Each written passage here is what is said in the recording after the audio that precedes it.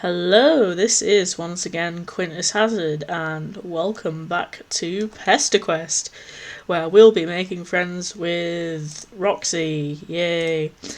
I've looked up the things. Lalo Hunt will have been writing Roxy's thing, and I trust them very much because they wrote a few of the really good routes from Friendsim, and the music for Roxy's route will be Even in Death, Timora's Belly Mix, and it's like, that's a good song. That's the song that was used in... Well, Even in Death was used in one of Roxy's flashes in Homestuck Act 6, and yeah, yeah. Volume 13, Friendship Wizard. You spent a good few days fucking around with your newest friends. They seem to be on their respective paths towards something. You're not exactly sure if self-actualization is a part of it, but you're trying not be too bent up about it. This Earth friend group seems to have a lot of interpersonal complexity.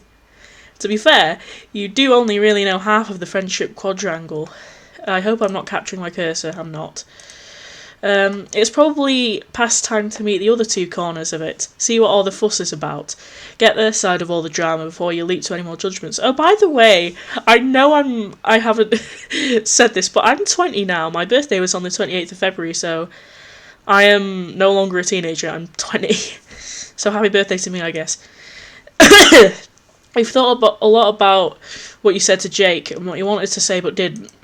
You're ashamed at the thought that you might also be erring passively on the side of friendship sloshes uncomfortably in your belly against the fear that you may be choosing too much, wanting too much, changing too much. Because you've thought a lot about what Jade said to you too. That's probably why you bothered to get Roxy's address from Jane. You can't exactly stop making new friends because you aren't ready to think about what your purpose would be without that. But maybe you could do it the Steam, close, but maybe you could do it the old-fashioned way this time. Showing up on somebody's doorstep via the accepted human method of following directions to their domicile's specific government-assigned number seems like it might be a better start than just zapping directly to them when they're taking a shit or something. Which is definitely a hypothetical situation and not at all something that happened to you recently.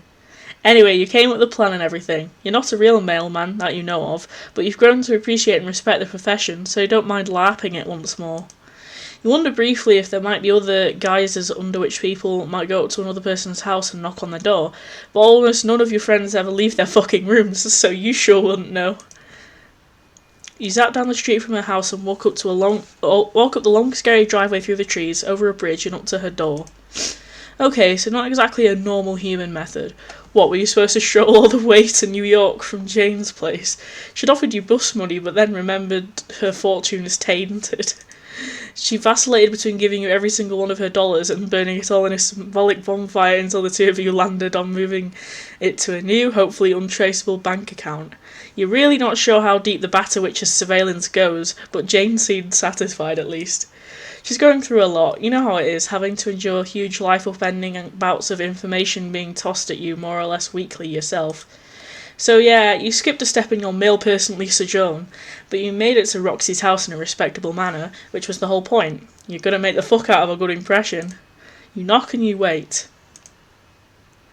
The person who comes to the door is... Is that Mom Lalonde, like, post-scratch Rose? Holy shit. At least she doesn't look like the photo of Roxy Jane showed you. Oh fuck, unless Roxy's a catfish, you did not expect this. Oh, it's you. This could be interesting. You blink. It is you. She got that part right. Do you know her? You scour her features. She does seem familiar, like a friend you always had, or did have, very long ago, or moderately long ago. It's post-scratch Rose. God, I never knew we'd see her. Depending on the perspective you're looking at time from. I wonder, have the two of you met before? No, we have not. Nor was I expecting the pleasure. Ah, shit, you thought you were onto something for once. You wonder how many more levels of memory are buried, twisted under a blown synapse in your burned-out brain. You have to move forward and give up on chasing down whatever book-wild theory you're inching toward there. There are real mysteries afoot with this stranger. This feels like a decisive moment if ever there was one. Catch the catfish in her river of lies. That's Rose, not Roxy. You know how this shit goes. It's time to sit down, just the two of you, to talk through some hard truths before asking Jane if they want to meet for a tense but hopefully cathartic confrontation, which you'll have to film, of course. Shit, okay, it's go time. You take a deep breath and call her out like the slick sleuth you are. You know she's been pretending to be friends with Jane online. Oh, this is far cuter than I expected. Both this situation and your little self, I mean. Oh, Jesus! PesterQuest really is, indulging in my... I like older women.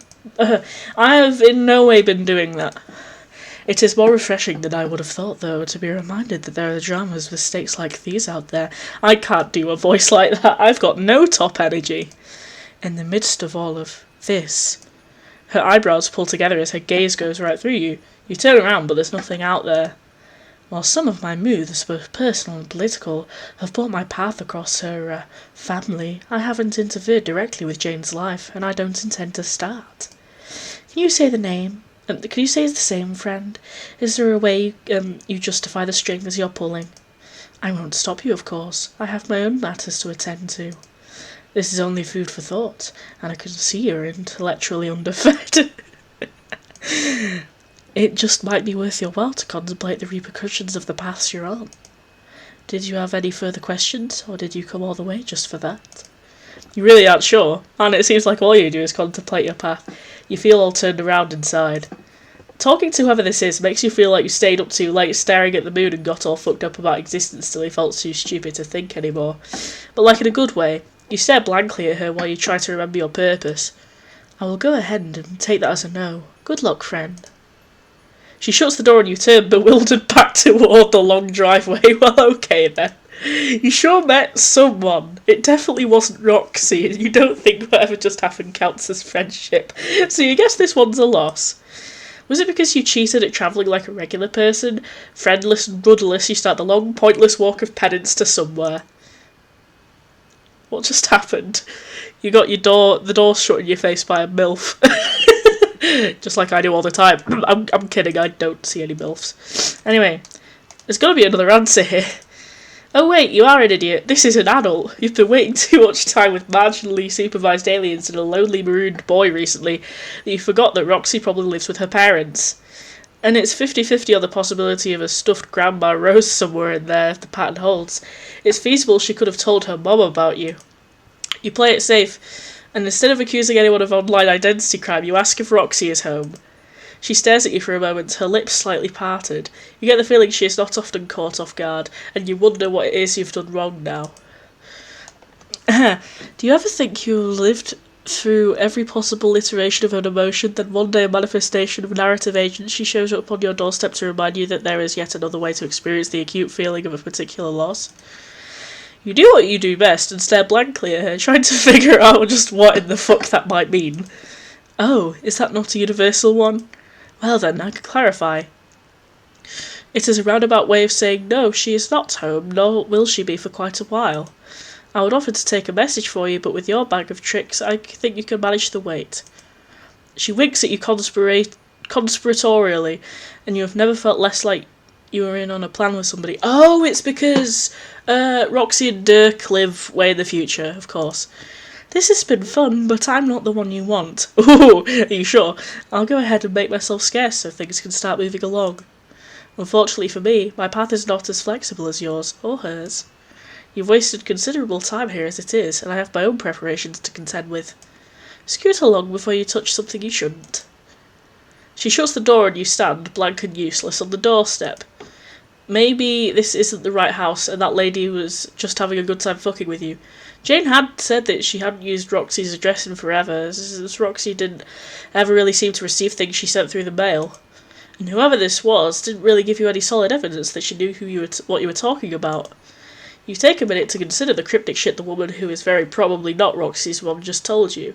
You feel like a level 1 bugfuck idiot, taking on a side quest from an enigmatic wizard so far beyond you that you feel like you should have spent way more time grinding first. It feels like that's what she was going for. Anyway, whatever she said was something like, you could manage the wait? Maybe this one's an issue of time, not space. It always seems to be one of those two bastards, huh? Well, luckily for you, you have power over both. Might as well follow the only lead you have. You perch on the bridge over the river running in front of the house and fast forward, holding Roxy's name at the front of your mind. Years swirl by you in a visual cacophony. Buildings rise up around you, lights flash red and hot. There is a rush of busy energy, the ebb and flow of a colonial tide, and then a stillness. Right when you start to wonder if you missed her, you feel it. I feel thirsty and... my left hand. I always use my left hand for things, such as opening bottles, and I probably have like a gammy muscle or a gammy bone in my hand, because it always cramps. You wait till it feels right, and you stop. Holy shit, that was a while. You've travelled forward in time from John's era to meet Jane, you guess, so you suppose it isn't the most unfathomable thing to have to do it again, but wow. The trees that surrounded you just a minute ago are gone, replaced by a sea of crumbling buildings and a low skittery sound, like pressing you into an ant colony. The vibes out here are real bad. You hurry up and knock. The door opens slowly. Roxy, for sure it's Roxy this time, peeks her head out, spots you, then squints at the empty street behind you. Seeing no threat, she bumps the door open with her elbow and drops a huge pumpkin in your arms. She stumbles a bit over the door jamb as she does it, and you almost don't catch the pumpkin in favour of reaching for her, but she steadies herself at the last moment and leans against the frame unfazed. Here you go, little buddy. I appreciate you knocking. It's a lot more polite than the usual breaking and entering you guys do, so I picked out a nice juicy one for you. Oh, she thinks we're a carapacian, which we probably are, actually. Don't go telling everyone to try this shit, though, or else I'll never get sleep again in my life. I'll just be running produce to my door 24/7, unloading snacks to every chest guy in existence without rest. Not but your eating noises for company. This is not at all how you thought this would go, but you honestly should have known better than to do anything with your expectations, but throw them in the trash can. So you roll with it and thank her for the pumpkin, calling her by name for max politeness. You can't see much over the fragrantly large gourd, but you're struggling to keep hold of, but you feel her go still. Did she stop breathing? You crane your neck to peek over the curve of pumpkin and fuck, again with those expectations. You did not anticipate pure terror to be the emotion constructed on her face, but there it is. What shit did you just say to me? You said thank you, Roxy. You open your mouth again to introduce yourself as the friend Jane mentioned, but all your words shrivel up in your horrible mouth because Roxy has flattened herself against the doorframe, her head tucked down like you're blinding her. You're not a... said my... She slinks down to the floor and kind of rolls back inside, shutting the door behind her. You hear nothing, then a deep heaving sob. What the fuck just happened? You knock politely, just once. Hold on a minute, I gotta do something. Don't go anywhere. You hear nothing but footsteps trailing away into a silence. It could be time to head out, but she told you to wait, so you do. You are nothing if not committed. About 20 minutes and the low, skittering hum in the background fortifies itself into a more present rumble. From round corners and out from dilapidated doors come the source, the patter of feet, a low and unintelligible whisper, and the clicking of joints. It's people, and they look like you. Well, almost. It's more that you look like if a child drew them. Their simple frames made simpler, with softer edges. Your skin is actually skin, right? They chitter around you, and you squish your arm meats to make sure. Yeah, you aren't chitinous. Whew. Later, is that bad? You're trying to process whether you're relieved to have the bodily makeup you thought you did, or if you're sad that the space of time you thought you might have finally found your kid was so fleeting. You don't get a chance to sort through it fully because the new guys are surrounding you and they look hungry. It might well be you or the pumpkin here, so you hold it out towards them and hope for the best. They take it, chittering what seems to be their thanks, and shrink back into the night. You check them off your mental list of predators and sit for a beat. It feels like you're waiting for more than Roxy's return, like this is a moment of choice. Jesus, fuck, you went to all this effort to try things a new way, and what did it get you? Nothing. You never had such a spectacular failure to connect upon first meeting someone. So, what are you supposed to do now? You wait, but the familiar push against your ribcage to decide something doesn't come.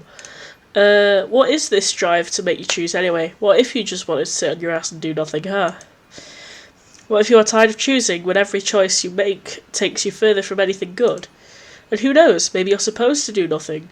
Maybe that's what your plan was all along, huh, tough guy? You don't know who that little jab was aimed at, but you want nothing more in the moment than to petulantly slap the reins of choice off your shoulders.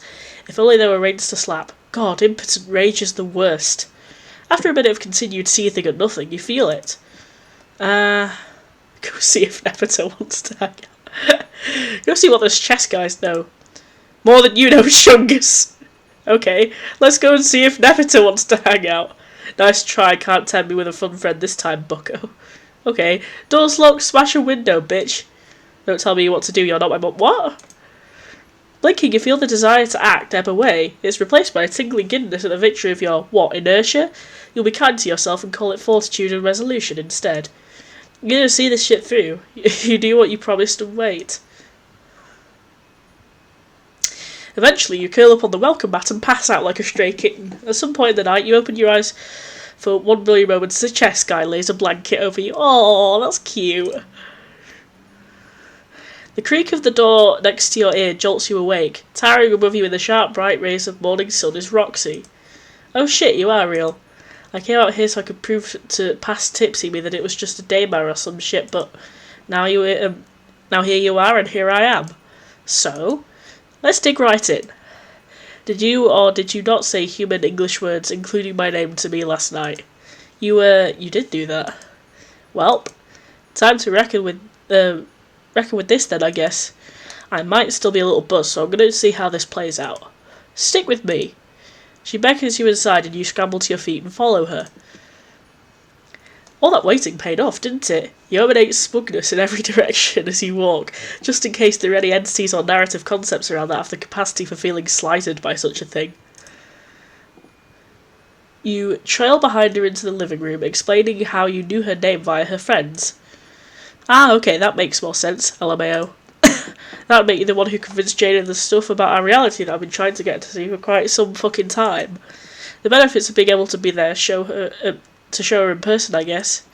She stands next to the couch, her shoulders bunched up, popping her fingers. She isn't looking at you. She told me you could time travel, but she failed to mention the part about how you were some kind of alien. Alien, sorry to offend. But if I'm being real, it's not like our communication style is full and truly without gaps on a normal day.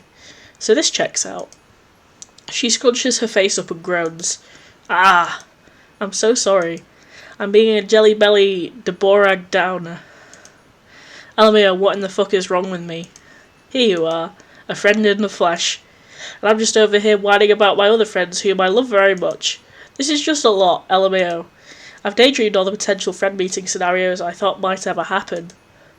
With any and all combobs of my 4 whole friends whisking me off on a friend sojourn. I just didn't consider a new one might show up on my door disguised as one of my little neighbours, so... Yeah, you're super sorry for how last night went down. And for what it's worth, you've made friends with, like, a lot of people. And all the friend-making skills you've learned in your travels didn't save you from fucking this one up. There's no one foolproof way to do it, you figure. You would know, as a proven fool. Me. LMAO, that is good to hear. Still, I'm sorry about ditching you right off the bat. I went to find a small sip of courage, which turned into a swig of courage. And then that became a whole ass bottle of courage, which, as you know, can happen. So I did not so much come back outside to confront my harsh realities, namely you, as I did confront the soft, real titties of my pillow on the floor next to my bed. Anyways, it's just that I've never heard my name come out of someone's mouth right next to me in real life before. You don't comment on the boost thing. You all just met and you don't want to come off as too preachy just yet. You try another angle instead. You could always try the meeting thing again. Like acting it out. Oh sure, yeah. Of course you didn't mean literally going back and redoing it. This is a salvageable situation. You don't want to waste a redo if you don't have to. Lol, what? What you mean is you rarely get shit right the first try anyway. Might as well give each other a clean slate. You hold your fist up and knock on the air in front of you. You hope she thinks this is cool and not lame, since you just kinda leapt into it to avoid thinking too much about all of your false starts. You don't have to worry for long because she smiles and it's brilliant. The shivering tension in her body shifts from anxious to excited as she hops a bit, getting into the moment. She breathes in, smoothing her shirt, then puts a hand to her ear. Oh? Is that a knocking on my door? Whomsoever could it be? Oh, I like Roxy, she's fun. She bends dramatically in welcome as she opens the invisible door and clasps her hands together as she focuses her bright gaze on you. Oh, my fucking G. Welcome to my abode, stranger. Soon to be more than stranger. Get on in here, let's get to frienditude. That might be coming on a little strong for typical company.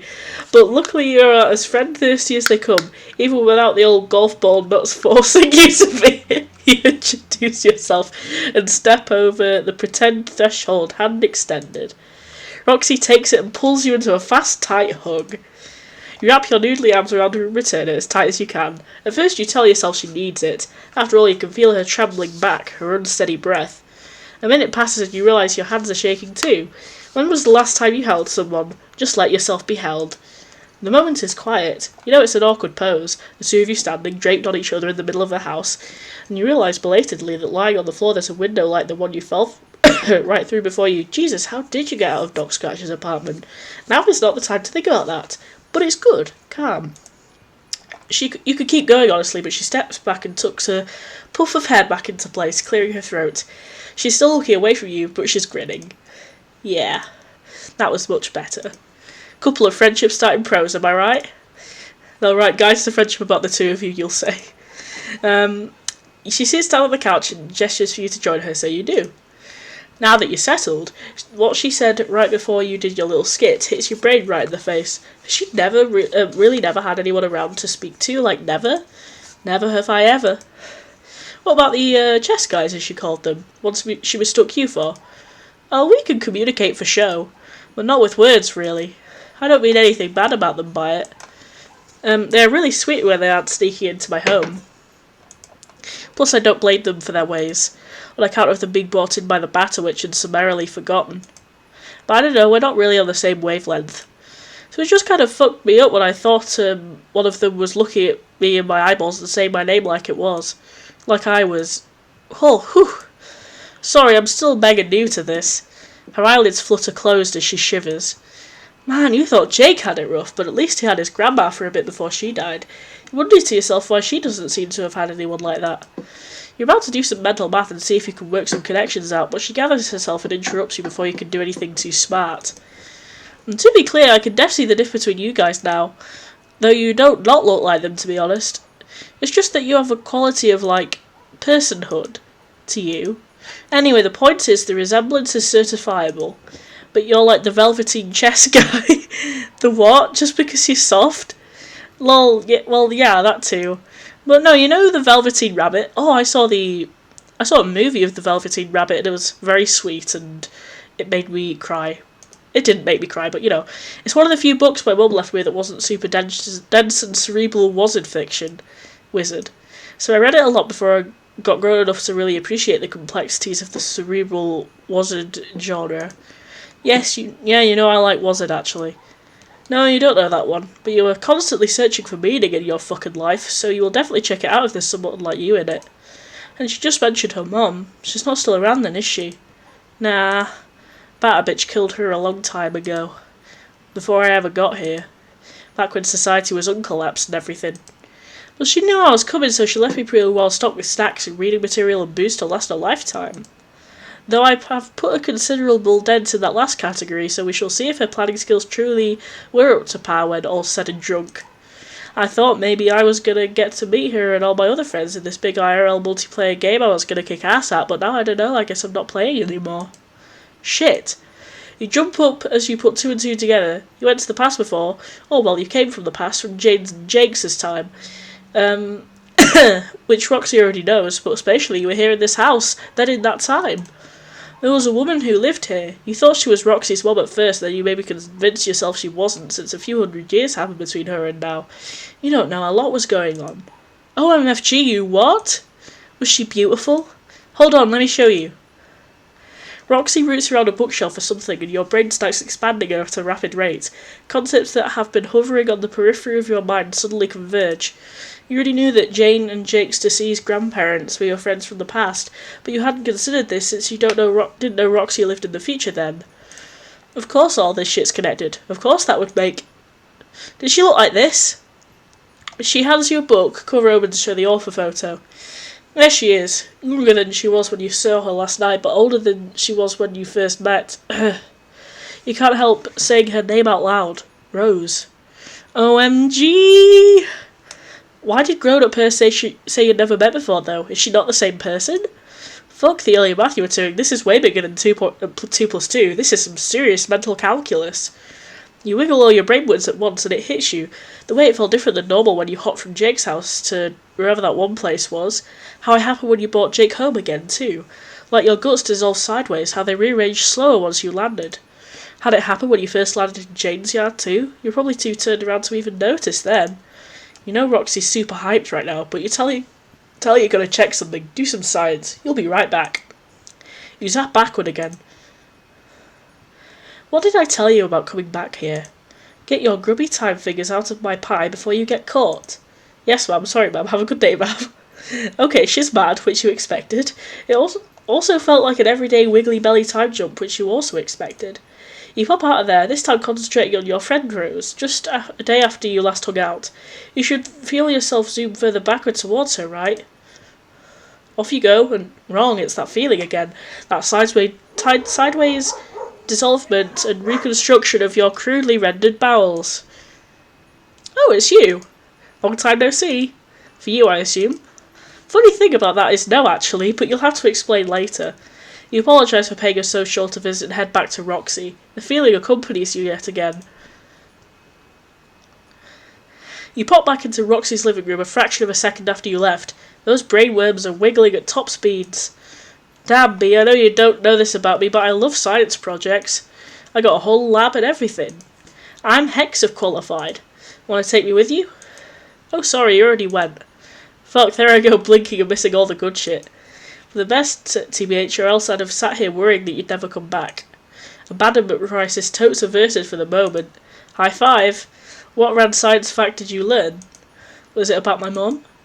You take a deep breath. You're kind of laying down the knowledge tracks a second before your brain cart rolls down them, so you're hoping this makes sense as you piece it together word by word. You think this is a different universe? Yo, what? You met the woman Roxy thinks of as mum, but you also have a friend named Rose from a while ago. She's friends with Jake's grandma and Jane's grandpa, and you're pretty sure she even read you some of this same fucking book at one point. But they can't be the exact same people, even if they all look the same. Things feel different there than they do here, like looking in on an inside-out mirror with every cell of your body. Those definitely exist, don't worry. Hells to the yes! I'm following you. Would love to gaze inside one of those mirrors and flip my shit some way. Would be a liar if I said I had never thought about that as a general concept. But that's besides the point. More importantly, what you're saying is I have double the mums I thought I had yesterday. And also you're saying you could, like, go visit any and all mums whenever you want. Just go on a mum visiting bender. God, I fucking wish. No rules, just mums. And I can come along. Well, no, there are a couple of rules, but other than that, yeah. Damn, you thought she might take more convincing. Look around at all my gear and eat cat clones and general living situation, bud. All I'm saying is none of that is particularly hard to believe. My dog's barking. And after all the grief I endured trying to get Janie to believe me, it'd be pretty fucking stupid and not to mention rude as heck of me not to believe you now. You're my friend. Phew, that is a relief. Your grasp on this shit is tenuous at best, so it's good she is so easy to win over. It is one of my best qualities, or at least one of my biggest ones. Oh, before she gets too excited, one of the rules does seem to be that her mum in this universe doesn't want to be visited, though. That's kind of a big one. Oh, I see. Well, did she say why? I mean, if y'all already hung out, what's so bad about one more chill sesh? Unless, I don't know, it's okay for you, but... You could see her start to blame herself, so you cut her off. It's definitely not that she didn't seem interested. More like she couldn't. She shooed you away every time you tried to say hi, like she was afraid you'd fuck shit up, which, to be fair, you do regularly. She said she was preparing for something. You look around. Or someone. Ah, yeah, okay. Makes sense. It's funny, actually. No, I'm joking. Your Leggett sucks. But, like, situationally, it's funny.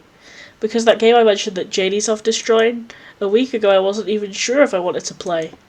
I was pretty ready to go to desperate measures to not play at all, if I'm being totes honest. BTH.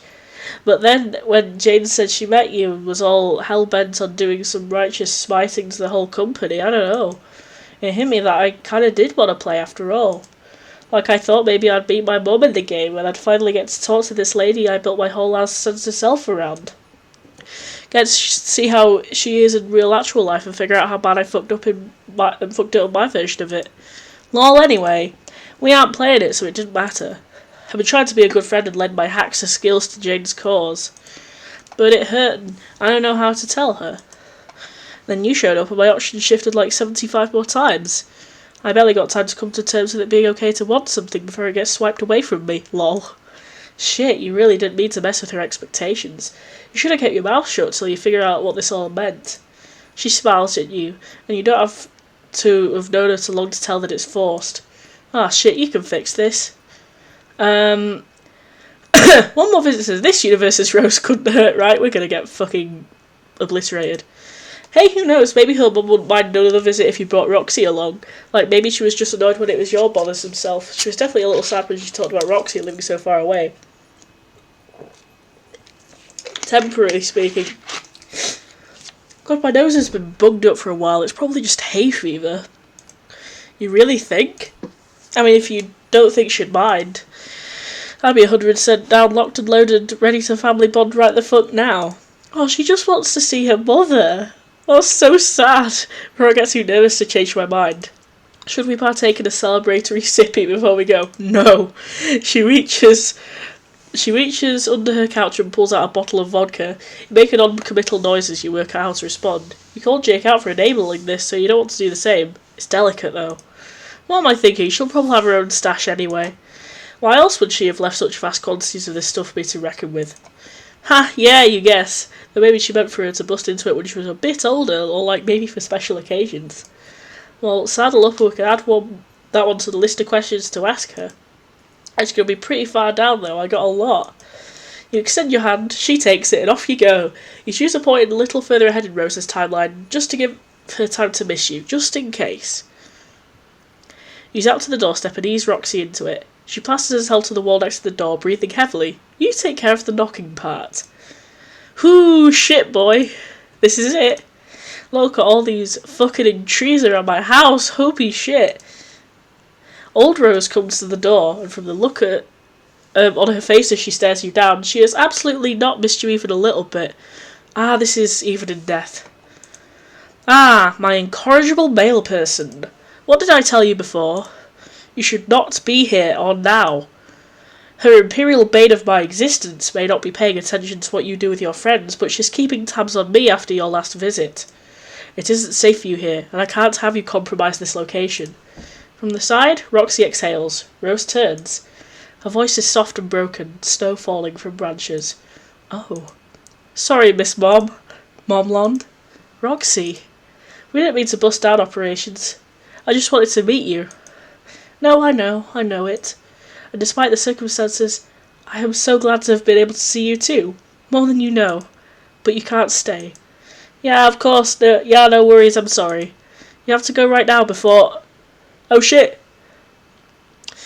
A light streaks through the clouds, and you crane your neck to see it, but Rose grabs you both and drags you inside, slamming the door. Shit, this is bad, right? Fuck, she's even faster than I thought. I have to call Dave, I have to... She stops muttering to herself and speaks instead to you and Roxy with a sharp, decisive turn of her head. What's done is done. Get back before there's nothing to get back to. But...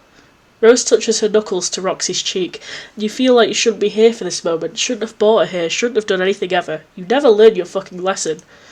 You do the only good thing left for you to do and take Roxy's hand. She's still sputtering, pulling you as she reaches towards Rose. There is a low rumble. The house shakes. Rose has pulled some knitting needles out of nowhere, and they're sparking with energy. Now! When you open your eyes again, you're in Roxy's version of the same living room, or almost that. You know it's hers, though it's decorated more sparsely, and there's a corner of the house that's just fucking gone. Rebuilt how the surrounding buildings were, with a rickety chess guy patch job. Shit.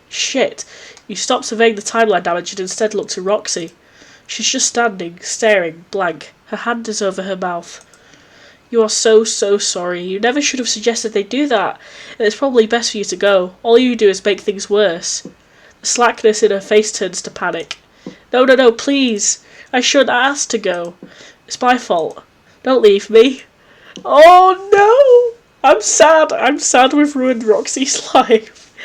Oh, Guts, you know you're the one in the wrong.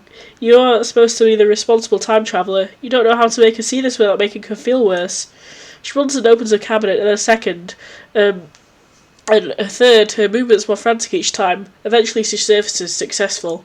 Oh, thank fuck the booze is still here. Always looking out for me, that Mom. Look, it's okay. We can still have fun. Oh, this is like throwback to Chixie's route, where you drink with Chixie. You don't have to go. Please don't go. She's crying as she talks, her voice climbing higher with fear. Her smile is begging you. Oh, I'm sad. You know you'll have to look later. Check whatever corners of the internet or historical documents Roxy was laying around to see what happened. But you feel in your belly that will only confirm what you suspect. It would be better if she hated you. You're not ready to face what you did, so you take the bottle Roxy is holding out towards you. You take a long burning swig. More for you means less for her, you hope, as you pass the bottle back. Regret. Aww. Oh, that's sad! Oh, mums are cool, but so are friends. It's not just mums, you tell her. You can definitely take her to go and see any one of the friends she already has too. What, like right now? If she wants, yeah, you're down for whatever. Ah! Is it weird to be nervous about that? Don't get me wrong, I want to see the fuck out of some friends. Plot my eyes right on those guys. Followed, of course, by Hugs. It's just a really big thing, and I'm feeling a little dizzy even thinking about picking one. Yeah, you haven't met all her friends yet, but you know just enough about all the various dynamics for that to make sense. And hey, there's no need to rush. You can take her somewhere else, just the two of you. That way she can still get out of the house and see something new, and you guys can sit and talk through who to go see rather than leaping right in. Yeah, okay. That sounds chill. Where to then, my cosmic taxi friend? Let's start with somewhere chill, you say, and she nods. Like many things about Earth, there are places you know exist but you have no memory of ever having been to. They're just a part of your cultural knowledge, learned by your past self and later subsumed into the ever-widening miasma of your mind. You pick one of those places, somewhere that feels like at one point it should have been something you cared about. It looks like a forest at first, but the pine trees have been shaped by wind. You turn and the earth in front of you butts up against the ancient stone of an outcropping. It stretches out below your feet in a long, straighted arch until it curves into nothingness. Beyond it is an endless sea of mountains, rolling and rolling, fading deep green to blue as they turn into sky. The sun is just below the horizon. Wow! Oh! It's so open! Her voice is the quietest it's been since you met her, her bright, boisterous charm lulled into awe. You ask her if she thinks this will work. Are you shitting me? Buster, I have never seen a more gorgeous thing in my entire existence. We're going to take a fucking seat and soak in this nature with every one of our paws. The visible ones, I mean. Don't go getting any ideas. Or do, to be honest, you could be doing naked cartwheels right now and I wouldn't even notice because, as I said previously, my eyes are sloping up these sights. Fair, you're not agile enough for that, clothed or otherwise, but you're glad she likes it here. The two of you sit for a while, soaking it in. This is a schedule-free life you lead, so however long it takes for her to talk is fine with you. It doesn't take too long, though. So, you met Jake too, if I'm not wrong. They talked about you some, but they've been more busy hanging out with you than talking about you, if I'm BTH. How about, Strider? He hasn't said anything about you, and I like to think he'd tell me if he got the first visitor of his whole life, but maybe he won't be ready to share with me. No, we can't see Dirk yet until next PesterQuest. It's a pretty big thing for me, and for him it'd be even bigger. She seems poised to continue hypothesizing about him for a while, so you go ahead and tell her that no, you haven't met him, but you sure have heard a lot about him from Jake. Haha, lol, yeah. What, would you get a different version of things from her? LMAO. How far is this job you want to get? You're already pretty far entrenched as far as you can tell, so she might as well fill you in on the rest. Okay, so I'm about to lay it all out there for you. Because I trust you, and also I don't know what to do about it all, and some farm fresh opinions might be just what I need. The way she turns to you and clutches her hands together, launching directly into the story, you'd never think she was new to slumber party gossip. What's this music? Like, I know that Even in Death was like the one where we met Roxy's mom.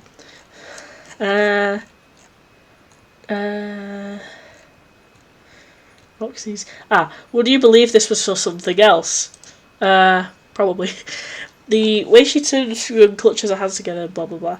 Launching directly in story, you'd never think that she was new to summer party gossip. We got quite the love quadrangle going down in this friend group. Janie and Dirk are both into Jake, which, like, fair. He's very sweet and he's a hunk no matter how you slice it. Jake, as you may know, is a wild card here.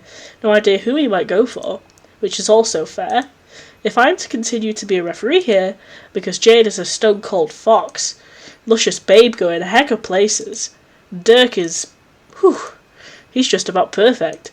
So, she trails off and wrinkles up her nose as she looks back out over the mountains. Her gaze is heavy with longing. Don't you me? What?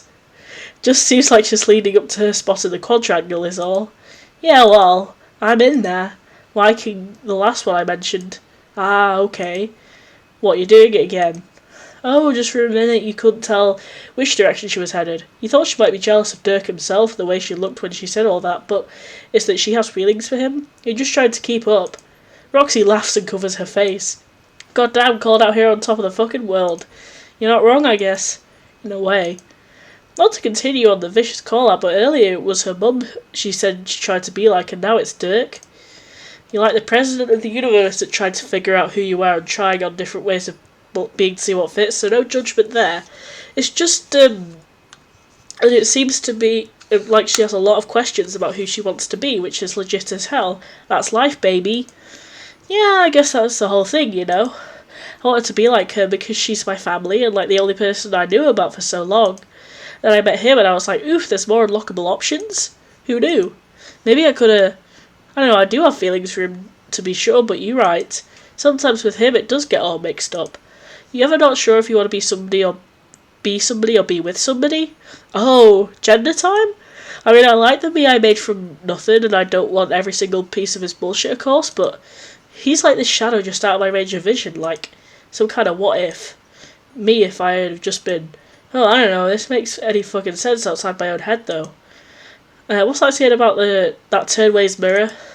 Let's hop on that universe jumping train and see where it takes us. Metaphorically, I mean. I'm not ready to move to the single ass cheek off this bitch and rock yet. It's all metaphorical anyway. Well, not the multiple universes thing, that's pretty much a fact as far as you can tell. But the turning yourself inside out bit, whatever it is about him that she feels pulling at her, this thing she wants for herself, is probably bigger than him anyway. He's just the person who made her notice it, same as it was with her mum. And anyway, it turns out lots of options are unlockable once you realise some locks were in your brain to begin with. Damn, buddy. Is this what it's always like to talk to friends face to face? Hauling up piles of deep, meaningful truths left and right? Or is this just a you thing? You have absolutely no way of knowing, but you do know it happens to you a lot. It's different every time though, and it never gets old. Good, because I feel like this got up layer one of all my thoughts and feelings about this stuff.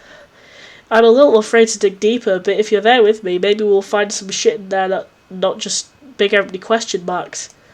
Shit, yeah, you can go for round two whenever. Your gang can keep digging at identity all day if she wants. Though they did come up here to decide who to visit, right? Does this mean that the choice is Dirk? God, I don't know, man. Yeah, maybe.